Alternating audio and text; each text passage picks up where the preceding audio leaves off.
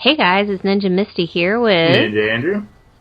And we are here to bring you a little, I guess, ninja tip about your PlayStation 4. I had the extremely disturbing and upsetting experience yesterday of my PlayStation just dying. Died out of nowhere. Right in the middle of a match. And there was no warning. It hasn't been, sick, I guess, for lack of a better way to phrase it. It just quit. And this was, I got it last year, the end of May, so it's still under a year old. Yeah. And after much cursing and crying and questioning why I was, forced to continue in such an existence with my PlayStation 4 dying, I finally got a grip and tried to troubleshoot. And we actually, with the help of Ninja Andrew, we tried some tips that were out there, like unplugging everything from the back of it, waiting, plugging things back in a sequence, holding down the power button, trying to hard reset it, all those things that you try to do. Trying to get to the safe menu and all that stuff. Absolutely. Nothing happened.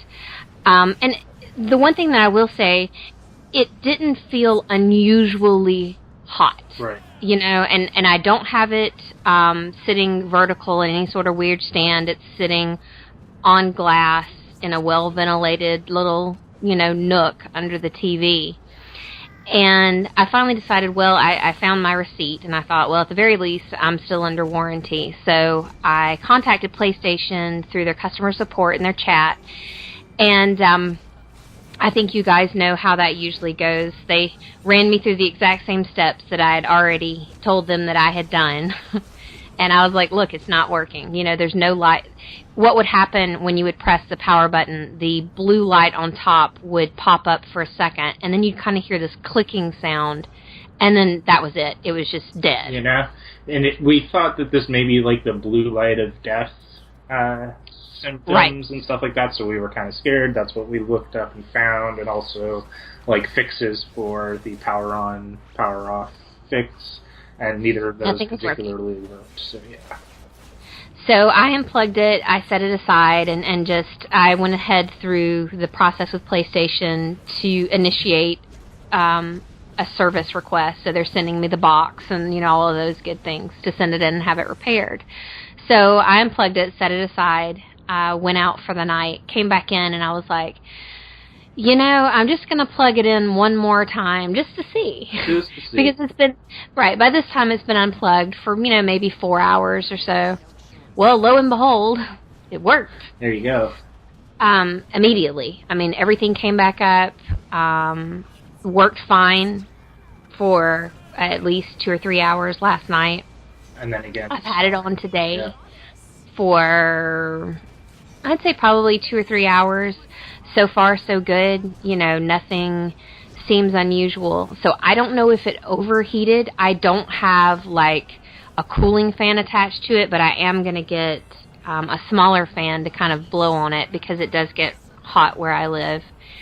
And, yeah. Same as if there was maybe some sort of, surge or something that, overpowered a capacitor or something like that, So. And it is plugged into a power strip, I will say, and nothing else suffered any sort of ill effects. But who knows? I'm not inside the wiring, obviously, so there definitely, like Ninja Andrew said, could have been something along those lines.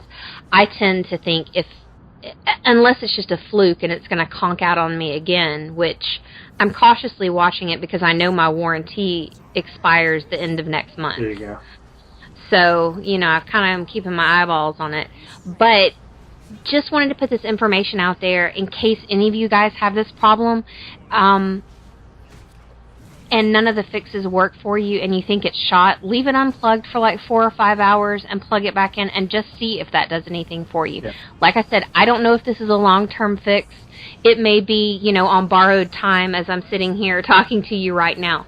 But that was something, at the very least, it allowed me to get back into my game, eject the disc out, and also made sure that I had all my screenshots and video captures either uploaded or backed up so I don't lose that. Right.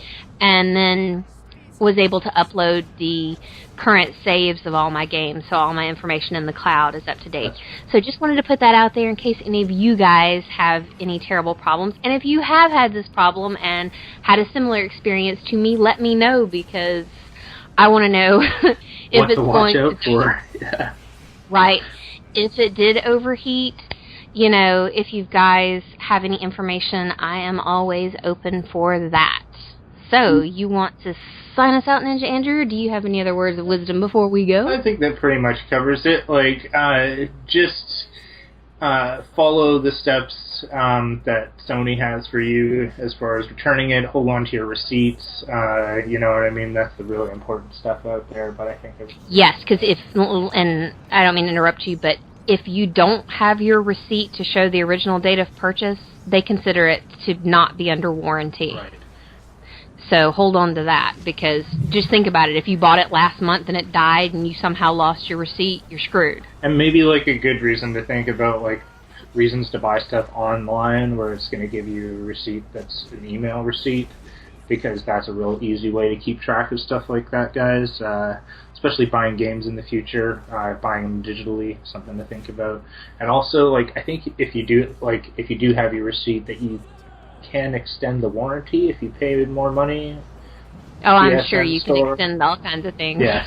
So, things to consider if you're worried about your PlayStation conking out, you know? So, absolutely. I think that pretty much does it. Thank you for joining us, guys. If you like this video, please hit the button down at the bottom, and join us again next time, where we will discuss more interesting topics having to do with video gaming and, you know, dorky stuff. Woo! Bye.